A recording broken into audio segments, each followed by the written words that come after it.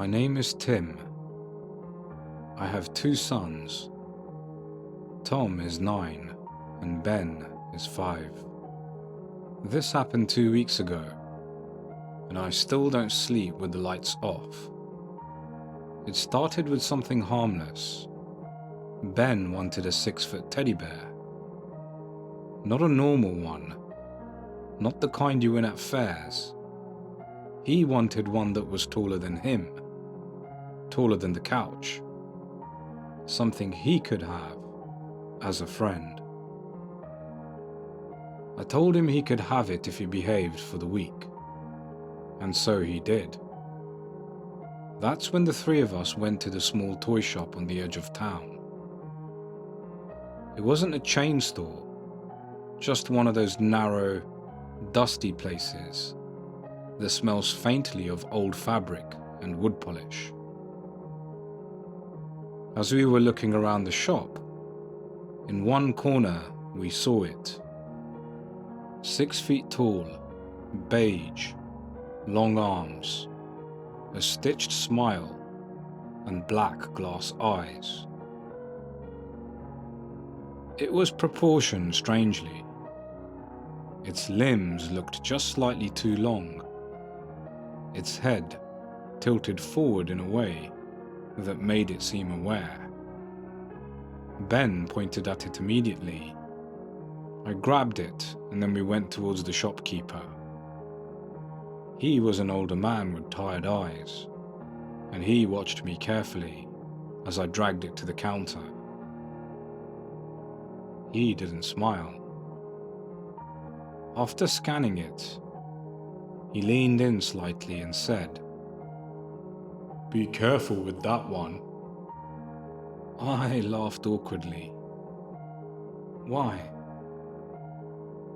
He paused, then shook his head. That should have been enough. On the drive home, I kept checking the rearview mirror.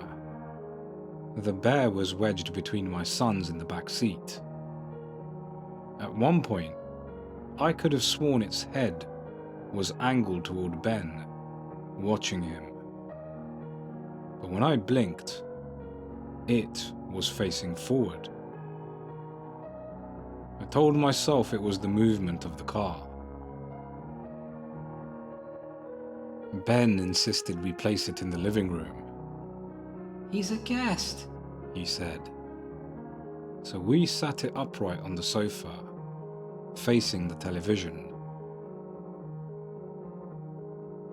On the first evening, the lights flickered once, and the television turned on by itself.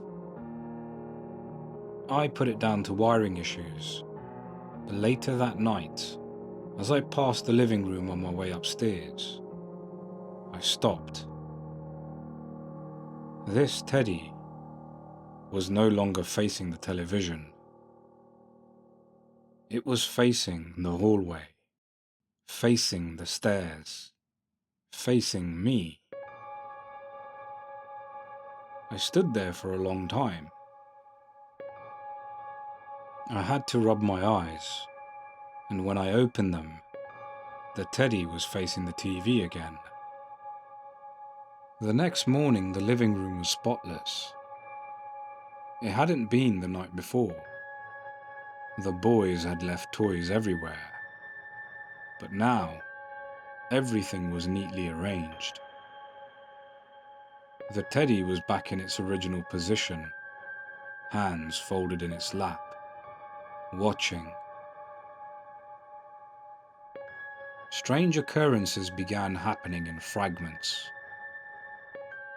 The kitchen tap would be running when no one had used it. Cupboards were left open, and the TV sometimes turned on in the middle of the night. Sometimes I'd find Teddy in a different seat entirely. Not dramatically moved, just repositioned. Subtle enough that I questioned my own memory. Then came the photographs. We had gone to the park one afternoon, just the three of us. No bear. Later that night, I looked through the photos on my phone. In the background of one image, far behind us near a tree, was a tall, beige shape.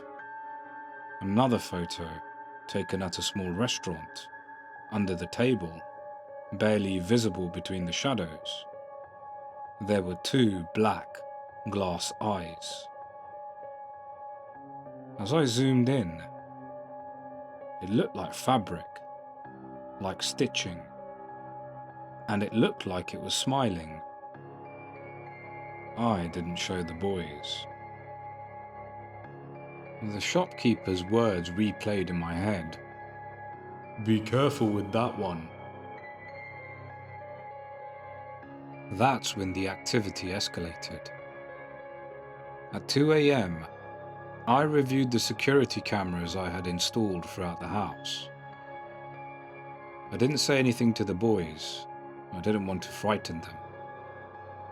The footage from midnight showed the living room. The teddy sat on the couch. It was still unmoving. That's when the screen glitched. Just 2 seconds of static when the image returned. The teddy was standing directly in front of the camera. Its head slightly tilted, looking straight into the lens. I checked the timestamp. 12:03 a.m. I rewound it. It was the same glitch, the same movement. There was no transition, no visible motion. Just sitting, then standing, watching.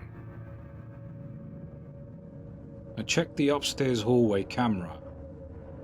Another glitch. Now it was at the top of the stairs. I checked my bedroom camera, and that was when my blood ran cold. It was standing at the foot of my bed, and I was asleep. I was completely unaware, and its head angled downward, as if studying me. I ran to the boys' room. Ben was missing, and Tom, he was still asleep. I shook him awake. As he woke up, he looked around, confused. He asked me a question. "Where's Ben?" He stared at me. "I thought he was with you." I heard a sound from my room. Tom and I quickly ran there. We then reviewed the footage, and we saw ourselves running in at 2:27 a.m. That's when the camera upstairs had glitched again. When it recovered, we saw Teddy in the hallway, holding Ben in his arms while he was asleep. All of a sudden, the screen cut out. When the footage resumed, both were gone. There was no recording of them leaving the house. There was no signs of any doors opening. No windows broken. Nothing. Just absence. The police also saw the footage. They searched around the woods, the roads, the nearby lake. They didn't find anything. They didn't even see any signs of forced entry, any fibers splitting, any footprints. The teddy bear was long gone, as was Ben. Even the shopkeeper's store from who we bought the teddy bear from, that was shut down. It's been 2 weeks. Tom stays with my mother now. He refuses to sleep alone. Sometimes when I drive home late from work, I see them across the street. under a flickering lamppost.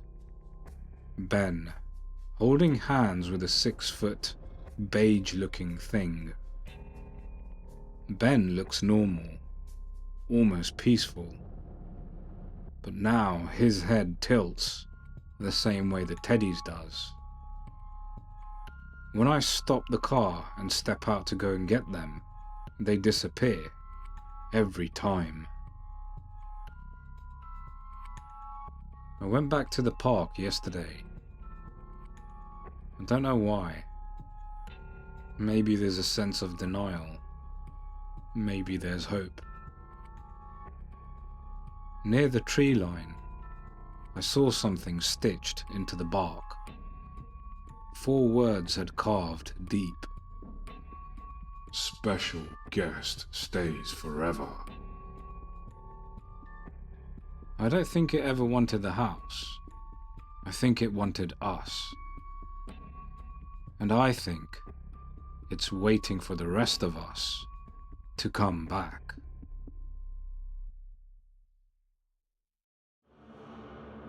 If you are based in the UK and would like to enjoy freshly batch roasted coffee delivered to your door, visit vitalcoffee.co.uk and use the coupon code mrfreakystory to get 10% off from all products. I will leave a link in the description below.